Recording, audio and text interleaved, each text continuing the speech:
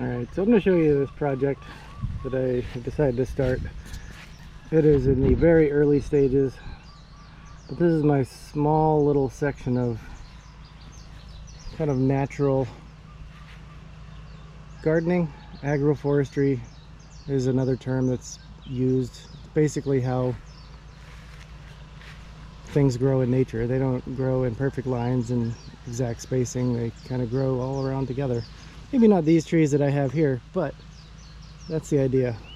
This little area that looks different from the rest of the grass. As you can see, there's already bananas established. I just split this one. You can just take the little baby bananas off the mother plants and plant them out farther. I'm probably going to continue those out. This is a cacao tree. It's very young and may not actually grow that high since I kept it in a pot for too long. This is also my cacao tree. It was over here. You can see the pods on them. Here's some. Those are cacao pods. But that little microscopic thing is a cacao. Over here I have a mulberry. Over there is an avocado. So this avocado here grew from seed. So in like 10 years it might produce fruit. But what I'm going to do is let it get a little more sturdy and then just graft a known type on there. So it'll have a proper type that I know will fruit. And then I just threw in a couple little things so far down here. I have, this is a kabocha squash, and that little plant there is amaranth. So that's amaranth, and then this is chaya. I just stuck the little stick in the ground, so its leaves are starting to come out. But that one will kind of grow up and be a bushy, well, actually it'll grow up and be a weird looking stick with leaves on it. Anyway, the latest thing, these weird little sticks in these cups or these pots, these are both Arabica coffee trees, and they're very tall and skinny. And I think I'm going to put them right about where they're sitting, but I'm not sure yet. I think I might. And yeah, once they're established in the ground, maybe for a month or so, then I'll probably trim them off right at the very bottom, and then they'll start regrowing, because this is kind of silly. It's like probably over 3 feet tall, and that's its leaves. But this whole thing, in probably years to come, will definitely be a lot more dense and fuller, and is fuller a word? Anyway, and I'll probably expand it out, but this is really kind of my clustered approach. I'll probably throw some turmeric in underneath the bananas and some other smaller vegetables or ground cover, probably perennial peanut. But that is that area. Yeah, it looks just like scraps at the moment, but hopefully someday it'll be cool. But yeah,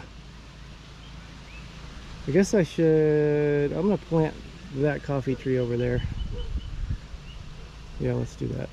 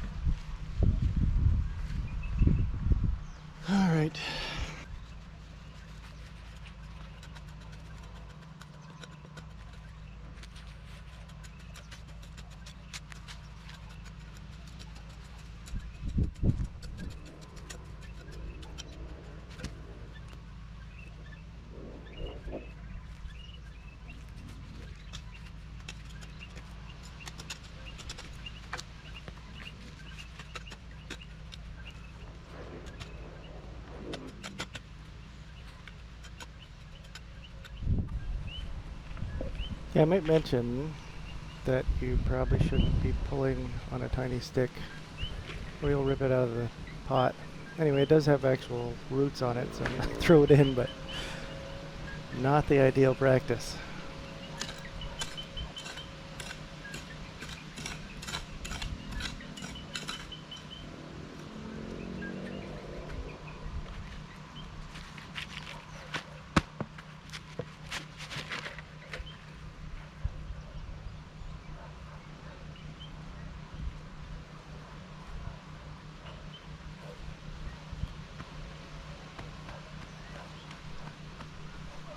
I will say, 4 days later, while I was editing this video, I went and checked that stick that I abused, and it's still standing, so we'll see.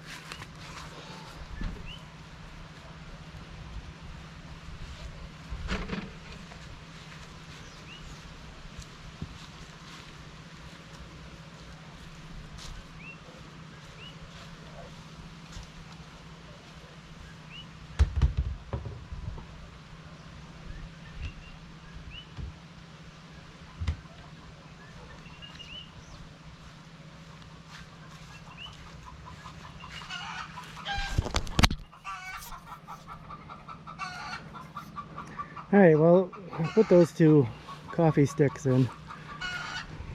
Made a little mound up and raised them up.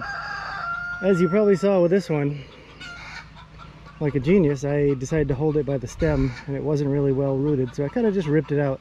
It does have some roots, but we'll see. It may not actually survive. But let me show you what I mean by cutting the coffee down at the stem. I'll go to my other coffee tree that's recovering right now.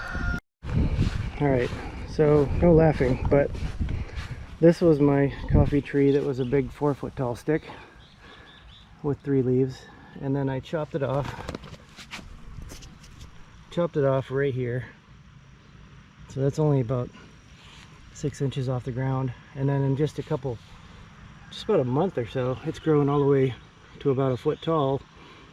And that's actually how a lot of coffee growers do it. You could let the tree grow, pick the beans, and after a couple years you chop it off. Obviously this one isn't a couple years, but it's growing much better. It has leaves and all the way up it. But that's what I'm hoping to do to the ones in the back.